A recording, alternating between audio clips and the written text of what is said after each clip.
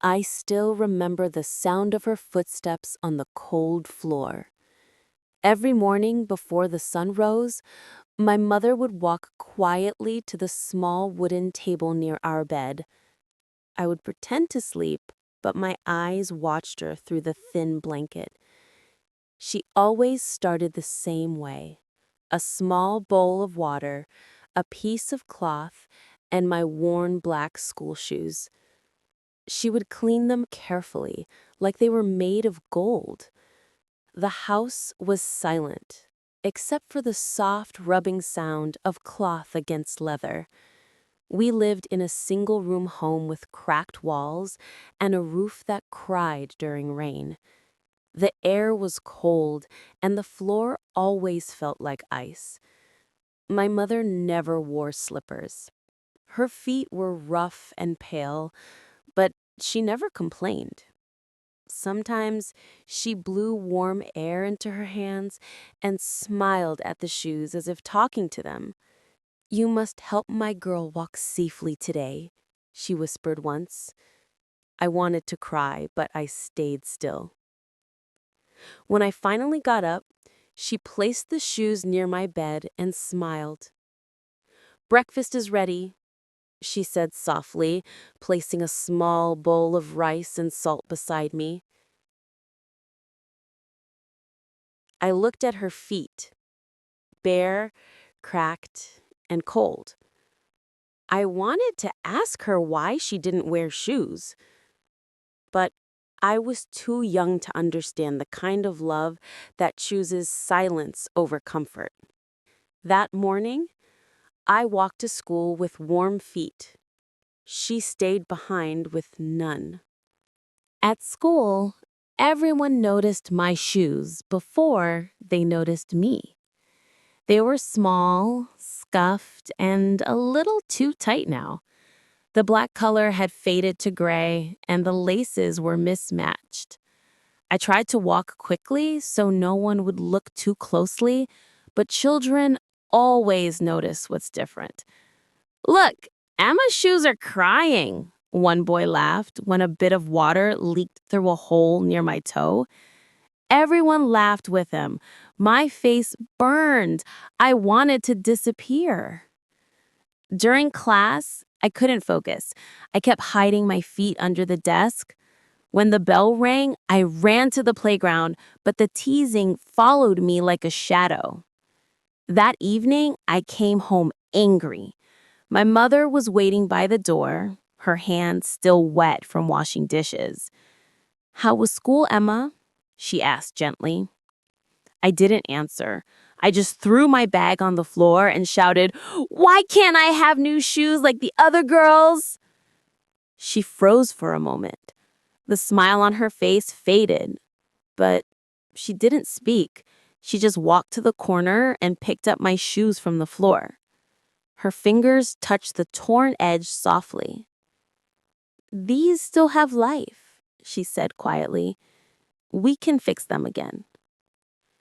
I looked at her old dress, her thin hands, and the tired lines under her eyes. But my anger was stronger than my gratitude. "I hate these shoes," I cried. "I hate being different." She just nodded and said, "I understand." Then she turned away and continued cleaning, her silence heavier than my words. That night, I saw her sewing by candlelight. I didn't know she was stitching my heart, too, thread by thread, with her quiet love. Days passed, and I avoided looking at her eyes. I spoke less and left early for school. But one evening, I came home early because of the rain. The house was quiet, only the sound of water dripping through the roof. My mother wasn't there. She had gone to wash clothes by the river. I decided to clean our small room before she returned. When I bent down to sweep under her bed, my hand touched something hard. It was a small wooden box covered with dust. Curiosity made me pull it out. The box was old and scratched, with a simple lock that had already broken. I opened it slowly. Inside were a few folded papers, a piece of ribbon, and her sandals. They weren't really sandals anymore, just thin, broken soles with almost no straps left. The leather was cracked, nearly gone. I could see the marks where her feet had pressed down over time. On one of the folded papers, there were words written in her careful handwriting. "As long as she walks safely, I can walk softly." My chest felt tight. I sat on the floor holding those sandals close. Suddenly, all my anger felt foolish. The shoes I had hated were the same ones she worked for, the same ones she protected more than her own feet. The room smelled of rain and soap, and I could almost hear her voice saying, "These still have life." That night, when she returned wet from the rain, I didn't say a word. I just ran and hugged her legs. She looked surprised, but she smiled, the kind of smile that forgives without questions. A week later, the rainy season came harder than before. The sky looked heavy and gray. That morning, I walked to school as usual, careful not to step in puddles. But by the time classes ended, rain was falling like a river from the clouds. I waited near the school gate, hoping it would stop. My shoes were soaked, the soles began to peel away, and with every step, I felt water squish between my toes. The other children were picked up by parents with umbrellas. I stood alone. After a while, I started walking home. The road was muddy, and the rain kept falling on my face. My shoes finally gave up. The stitches tore apart completely. I had to take them off and carry them in my hands. My bare feet sank into the mud, cold and shaking.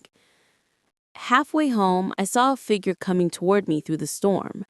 It was my mother, holding an old umbrella above her head. She ran, her dress soaked, her face full of worry. "Emma," she shouted, "why didn't you wait?" I tried to speak, but my voice broke. She reached me, knelt down in the mud, and checked my feet. Without a word, she lifted me into her arms. I could feel her breathing fast, her body trembling from the cold. When we reached home, I saw her feet, bleeding, covered with small cuts from stones and sharp leaves. I cried. "Why didn't you wear your shoes?" I asked. She smiled, brushing the wet hair from my face. "Because they were yours first," she said softly. That night, I lay awake listening to the rain. For the first time, I understood that love doesn't always speak. Sometimes it just walks beside us barefoot. After that day, something changed inside me. I started helping her more. I fetched water, cleaned dishes, and even took small jobs after school, carrying baskets, washing cups at the corner stall.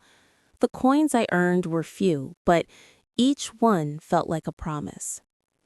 Weeks passed before I finally had enough to buy something small but precious, a pair of simple slippers for my mother. They weren't fancy, just soft brown ones from the market, but to me, they looked beautiful.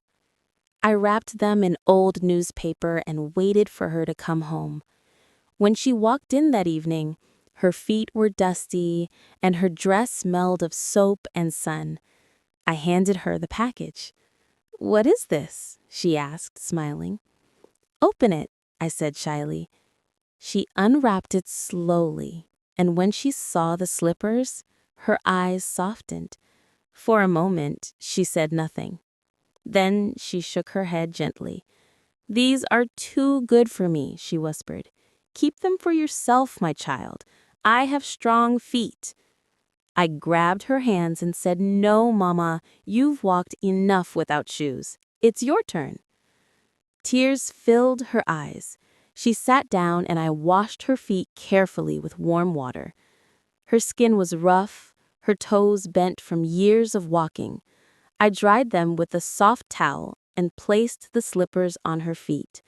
She laughed through her tears and said, Now I feel rich. That evening, as the sky turned orange, we sat outside in silence. The slippers glowed in the fading light, small, humble, and full of love. Years have passed since that evening, but I still keep those slippers in a small box by my bedside. The brown color has faded, and the soles are worn thin, yet they carry the warmth of her steps. Sometimes, when life feels heavy, I take them out and hold them in my hands. They remind me of everything she gave without asking for anything back. Now, I can afford many shoes, but none of them feel as precious as the ones she once cleaned every morning. When I walk into classrooms to teach my own students, I still remember her voice saying, "Walk safely, my girl." I realize now that love doesn't always need words or gifts. Sometimes it lives quietly in the small things: a warm meal, a repaired shoe, a mother's bare feet.